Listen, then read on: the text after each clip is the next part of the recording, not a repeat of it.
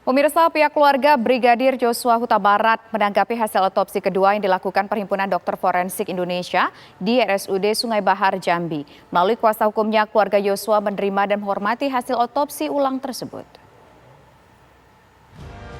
Kuasa hukum keluarga Brigadir Nofriansah Yosua Huta Barat atau Brigadir J, Ramos Huta Barat menyatakan bahwa pihak keluarga menerima dan menghormati hasil otopsi ulang yang diumumkan Perhimpunan Dokter Forensik Indonesia.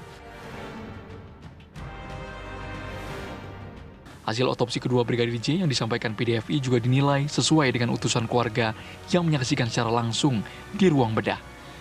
Bekas luka tembak pada Brigadir Joshua juga dianggap keluarga masuk akal karena sesuai dengan kondisi jasad saat dibawa ke Jambi. Benar ada luka tembak di belakang, dua tembakan di belakang yang nembus sampai ke hidung. Itu sesuai dengan hasil apa yang dilihat oleh utusan keluarga yang ikut pada saat otopsi. Artinya posisi yang digambarkan oleh pengacara Baradae dulu bahwa ada Joshua sempat berlutut memohon ampun dan akhirnya ditembak dari belakang, itu benar tuh Bang? Kalau melihat dari ini? Kalau dari hasil tadi yang dikasih tahu oleh Ketua Dokter PDFI, secara analogi sepertinya masuk di akal. Karena dia posisi pada saat itu Baradae dibilang dia lagi posisinya tangannya di belakang lagi sujud meminta ampun, dan itu di pelaku penembakan, dan memang luka tembakan pas kalau bersujud kan di luka belakang itu secara analogi itu sepertinya tepat. Sebelumnya tim forensik gabungan telah menyerahkan hasil otopsi ulang Brigadir Joshua Huta Barat kepada Bareskrim Mabes Polri. Hasil forensik ulang memastikan tidak ada bekas kekerasan lain selain luka senjata api di tubuh Brigadir J. Tim TV One mengabarkan.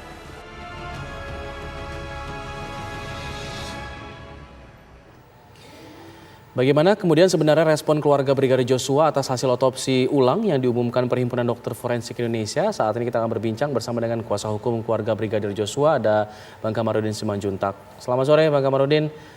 Artinya sekarang pihak keluarga benar-benar juga pemirsa TV One. Iya, sudah melihat hasil otopsinya yang diberikan oleh PDFI? Belum, sampai sekarang dokter yang memeriksa atau melakukan visum et repertum maupun otopsi belum memberikan laporan ke saya baik lisan maupun tertulis. Kebetulan saya baru sampai di Jakarta, kemarin saya 2 hari kerja di Polda Sumatera Utara. Tapi sudah tahu secara persis apa saja hasil dari visum yang kedua ini, Pak Kamarudin? Saya mendapatkan pertanyaan dari wartawan, lalu wartawannya saya tanya, rupanya ada sebahagian yang cocok, sebagian besar tidak cocok. Yang nggak cocok apa Pak Kamarudin? Yang tidak cocok, dokter itu menyimpulkan bahwa semua luka itu disebabkan oleh tembakan. Maka itu tidak benar. Kemudian ada penambahan peluru, kalau menurut dokter forensik yang pertama yang diumumkan oleh Karopenmas, itu 5 peluru, 1 tidak kena, 4 kena. Tetapi saya menemukan 5 peluru yang kena, dan kemarin saya dengar dibenarkan oleh dokter forensik yang kedua. Artinya memang ada 5 peluru. Tetapi ada luka lebih daripada 10, itu disamakan oleh dokter forensik yang kedua sebagai akibat tembakan. Padahal itu tidak benar.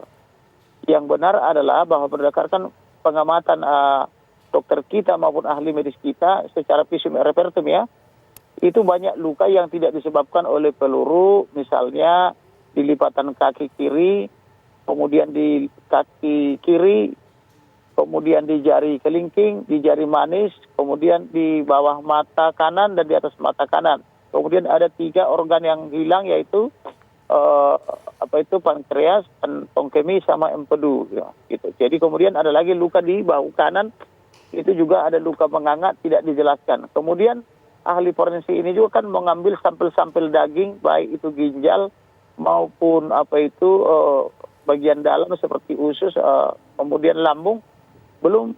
Saya dengar belum menjelaskan kapan matinya, apa sebab kematiannya. Kecuali dia berpendapat sama dengan pendapat saya yang sebelumnya bahwa kematian ini disebabkan oleh tembakan di kepala belakang yang saya sebut dulu modelnya execution style. Execution style ini adalah cara-cara pengecut di mana menembak orang yang sudah bersembah sujud atau sudah membungkuk gitu, tapi ditembak dari belakang, itu cara-cara pengecut. Jadi tidak cocok jadi Polri seperti itu perilakunya. Kemudian ada lagi tembakan dulu saya katakan dari bawah rahang terus tembus ke bibir. Tetapi dokter forensik ini tidak menjelaskan arah tembakannya, apakah dari atas bibir bawah ini atau dari bawah rahang. Kemudian dia juga tidak menjelaskan kenapa rahangnya bergeser atau patah. Dia juga tidak menjelaskan kenapa telinganya bengkak. Dia juga tidak menjelaskan luka apa yang menganga di bahu kanan. Dokter forensik ini juga tidak menjelaskan di mana aja terkena 5 peluru itu, bagian mana saja kecuali kepala dan dada yang dijelaskan. 3 peluru lagi tidak dijelaskan, tapi saya sudah tahu. Nah, kemudian ada lebam-lebam biru di tulang rusuk kanan dan kiri tidak dijelaskan. Kemudian kaki kanan itu bengkok, sementara sewaktu lahir lurus, sewaktu ngambil polisi lurus, tapi waktu mati bengkok begitu tidak dijelaskan. Jadi hasil forensik yang kedua ini justru semakin ngawur kalau saya lihat. Kenapa? Karena mereka tidak independen. Kalau dia independen harusnya laporkan dulu ke saya, laporkan ke penyidik. Jadi karena kami sama-sama penegak hukum, polisi juga penegak hukum, saya juga dan teman-teman saya penegak hukum, maka berikanlah kepada penyidik aslinya, kami dapat salinannya, atau kasih dua-duanya asli. Sama seperti saya misalnya, begitu selesai diamati oleh 2 ahli medis dan dokter yang saya kirim, langsung saya potret hasil kerjanya, dia lalu dinotariskan, lalu saya umumkan. Tetapi hasil potret yang dinotariskan ini memang ditolak oleh penyidik. Saya sudah curiga bahwa mereka ini sudah koordinasi untuk menciptakan suatu kejahatan baru. Makanya penyidik Barreskrim Polri ketika saya antarkan bukti hasil pengamatan dokter yang 2 itu, penyidiknya menerima lalu membawa kurang lebih 1 jam, saya tidak tahu berdiskusi dengan siapa, setelah kurang lebih 1 jam lalu dikembalikan. Ini aneh, kok penyidik mengembalikan hasil pengamatan dokter dan ahli medis, padahal mereka yang membuat persyaratan setelah 3 kali perubahan, mereka yang membuat persyaratan bahwa kami boleh mengusulkan semacam duta kami untuk ikut dalam melakukan pengamatan otopsi. Begitu kira-kira. Jadi di sini Abang ingin menegaskan bahwa Abang menduga ada kong kali kong lagi antara tim forensik yang sekarang dengan polisi. Ada kong kali kong. Kong kali kongnya itu pertama, awalnya kami disebut boleh ikut mengamati, termasuk perwakilan keluarga. Kemudian berubah lagi rapat kedua, baik keluarga maupun penasihat hukum tidak boleh. Yang boleh hanyalah pakai CCTV. Pada rapat ketiga, baik keluarga maupun penasihat hukum termasuk CCTV tidak boleh. Tetapi boleh mengutus dokter atau petugas kesehatan. Kemudian kami utus dokter dan petugas kesehatan untuk mengamati. Mereka setelah selesai itu otopsi, langsung ada hasil kerjanya. Dan besoknya langsung didaftar ke kantor notaris.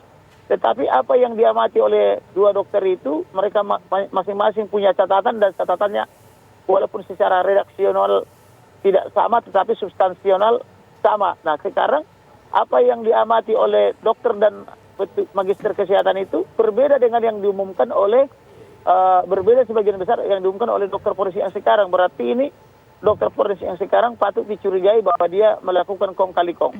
Kemudian atas hasil yang diamati atau yang dicatat oleh dokter sama magister kesehatan yang kami kirim itu jauh lebih detail, termasuk ukurannya, termasuk kedalaman lubangnya, termasuk arah senjatanya atau arah tusukannya, itu semua nyata. Dan itu ditolak oleh ditolak oleh penyidik. Setelah penyidik membawa kemana, entah ke ruang mana, entah berdiskusi dengan jenderal mana, kita nggak tahu. Setelah dibawa 1 jam dari ruang penyidikan, pada akhirnya ditolak. Jadi kita bingung ini cara kerja polisi sekarang. Kita tidak tahu yang mana Polri, yang mana oknum Polri, begitu kira-kira. Bang, terakhir Bang Kamarudin. Lantas apa yang akan dilakukan oleh pihak keluarga dan juga kuasa hukum? Kemarin kalau tidak salah perwakilan dari pihak keluarga menyatakan akan menerima. Yang akan kita lakukan adalah berdoa. Karena di dunia ini ada 2 hal. 3 hal malah. Saya dan orang lain. Saya tidak bisa punya power mengatur orang lain. Tetapi saya bisa berdoa kepada Tuhan, yaitu pihak ketiga dalam hal ini Tuhan, supaya Tuhanlah yang bertindak kepada orang yang tidak jujur maupun yang jujur, begitu. Baik, terima kasih Bang Kamarudin atas informasinya dan juga argumentasinya.